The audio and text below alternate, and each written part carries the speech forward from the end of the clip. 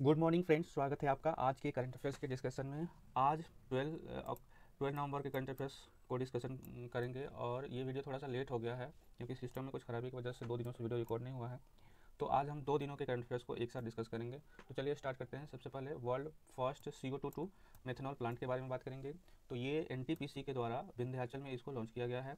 विंध्याचल यानी कि उत्तर प्रदेश में इसको, ये उत्तर प्रदेश के विंध्याचल में इसको लॉन्च किया गया है।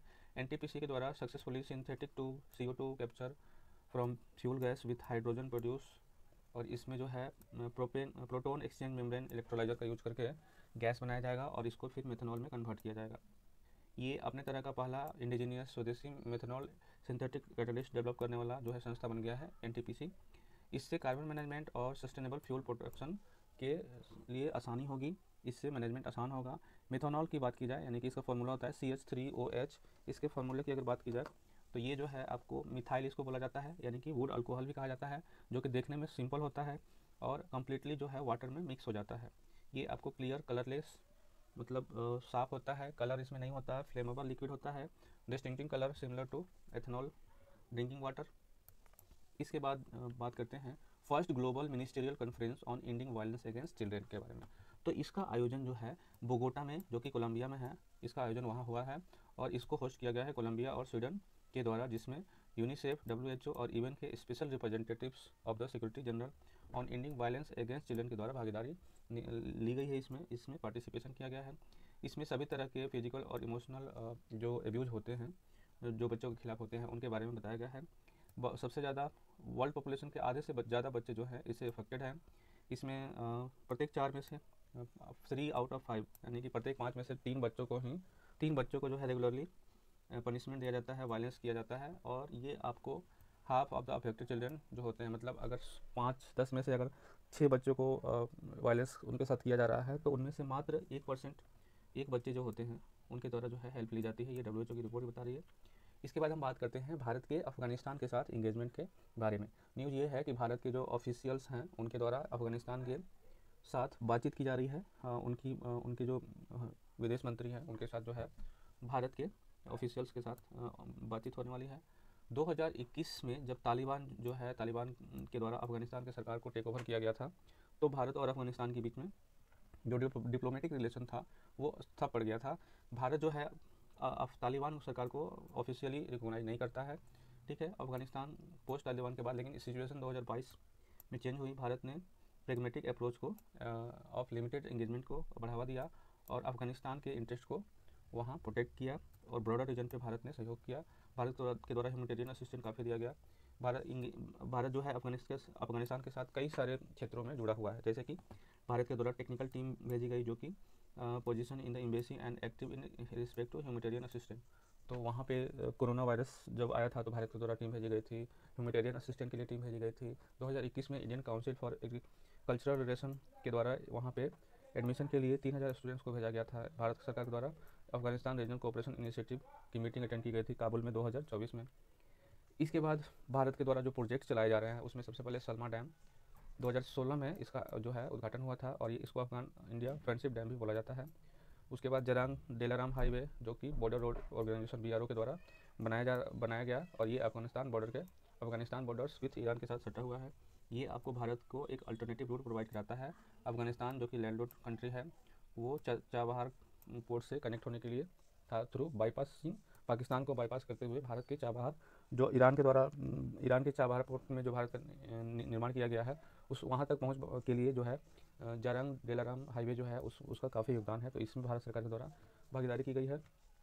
इसके बाद हम बात करते हैं scheme for strengthening the medical device industry. तो सरकार के द्वारा मिनिस्ट्री ऑफ केमिकल और फर्टिलाइजर के द्वारा मेडिकल डिवाइस इंडस्ट्री को और मजबूत करने के लिए एक योजना लॉन्च की गई है। ये एक कम्प्रीहेंसिव योजना है जिसमें आपको क्रिटिकल एरिया को टारगेट किया गया है, जैसे मेडिकल डिवाइस के जो क्रिटिकल एरिया हैं, और make in India self reliance को बढ़ावा देने के लिए इसको शुरू किया गया है। ये भारत का पहला मेडिकल डिवाइस मार्केट जो है उसकी वैल्यू वर्तमान में 14 बिलियन है और ये 2030 तक 30 बिलियन होने की संभावना है। इसमें 500 करोड़ का आउटलेट किया गया है। ये आपको 5 सब स्कीम इसमें शामिल होंगे, जिसमें पहला होगा common facility for medical device cluster. इसका उद्देश्य ये है कि ये इंफ्रास्ट्रक्चर को इम्प्रूव करेगा ताकि शेयर फैसिलिटी को क्रिएट किया जाए, रिसर्च एंड डेवलपमेंट लैब को बढ़ावा दिया जाए, डिज़ाइन और टेस्टिंग सेंटर और एनिमल लैब्स को इंक्रीज किया जाए। Marginal investment scheme for reducing import dependence, इसका जो उद्देश्य है आपको लोकलाइज प्रोडक्शन को लोकलाइज किया जाए और रॉ मटेरियल को वहाँ तक उपलब्ध कराया जाए। इसके बाद capacity building and skill development for medical devices, financial support for running various courses to develop skill technical workforce. तो जैसे मेडिकल डिवाइसेज जैसे जैसे प्रोड्यूस होंगे, उनकी सप्लाई होगी, तो वैसे वैसे स्किल पर्सन की भी आवश्यकता होगी। तो सरकार चाहती है कि हम उन डिवाइस को चलाने के लिए एक कोर्स लॉन्च करें और अलग अलग लोगों को स्किल करें ताकि उनको रोज़गार भी मिले और ज़रूरत को भी पूरा किया जा सके। तो इसके लिए कैपेसिटी बिल्डिंग और skill development for medical devices programme सब स्कीम को चलाया गया है।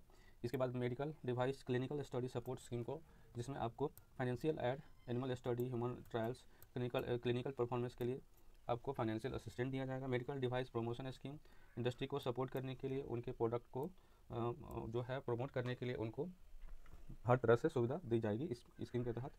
इसके बाद हम बात करते हैं बिपिन चंद्र पाल के बारे में। 1858 में इनका जन्म हुआ और ये 7 नवंबर 1858 में इनका जन्म हुआ और ये 1932 में इनकी मृत्यु हुई। हाल ही में इनके बर्थ एनिवर्सरी को 7 नवंबर को मनाया गया। ये आपको नेशनलिस्ट थे।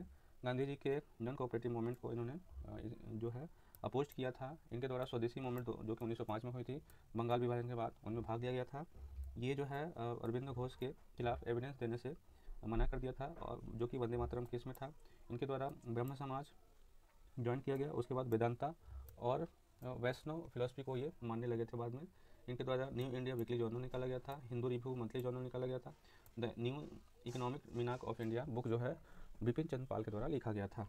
इसके बाद हम बात करते हैं world organisation for animal health के बारे में, यानी कि WOAH। तो खबर ये है कि Indian council of agriculture research national research centre on इक्विन्स के द्वारा, जो कि हरियाणा में है, इनको जो है WOAH रेफरेंस लेबोरेटरी स्टेटस का दर्जा मिला है। ये रिकॉग्नाइजेशन जो है specially for its expertise in equine piroplasmosis disease के लिए इनको मिला है। इक्विन पायरोप्लास्मोसिस डिजीज के लिए ये आपको टिक बॉर्न प्रोटोजोन पैरासाइट के प्रभाव से ये फैलता है। अफेक्ट घोड़ा, डंकी, मसल्स और जेब्रा को ये इनके द्वारा अफेक्ट किया जाता है। अगर हम बात करें WOA यानी कि world organisation for animal health के बारे में, तो ये आपको इंटर गवर्नमेंट ऑर्गेनाइजेशन है। 1924 में इसकी स्थापना हुई थी। इसका जो उद्देश्य है dissemination information on animal disease and improve animal health globally. 183 देश इसके सदस्य हैं, जिसमें भारत भी शामिल है। हेडक्वार्टर जो है WOAH का पेरिस, फ्रांस में है। इसके बाद आज के फैक्ट की बात करते हैं तो chief of defence staff general Anil Chauhan ने नई दिल्ली में भारतीय सैन्य विरासत महोत्सव के दूसरे संस्करण का उद्घाटन किया। शिगेरू इशिबा हाल ही में जापान के प्रधानमंत्री नियुक्त हुए हैं। 2024 में SNDP global corporate sustainability assessment में हिंडाल्को को 87 अंक मिले हैं। मॉरिशस के नए प्रधानमंत्री जो हैं वो नवीन राम गुलाम बने हैं, नवीन राम गुलाम। इसके बाद हम बात करते हैं केंद्र सरकार ने राज्य में अग्निशमन सेवाओं के आधुनिकीकरण के लिए 7,025.62 करोड़ रुपए मंजूर किए हैं। तो ये छत्तीसगढ़, उड़ीसा और पश्चिम बंगाल के लिए। नोएडा इंटरनेशनल एयरपोर्ट ने ग्रीन एनर्जी के लिए किसके साथ समझौता किया है, तो टाटा पावर के साथ। इसरो ने space craft thermal research centre के लिए किसके साथ समझौता किया है, तो IIT मद्रास के साथ। उत्तराखंड लाइवलीनेस इंप्रूवमेंट प्रोजेक्ट के लिए ADB ने कितने मिलियन के ऋण की मंजूरी है, 200 मिलियन के ऋण की मंजूरी दी है।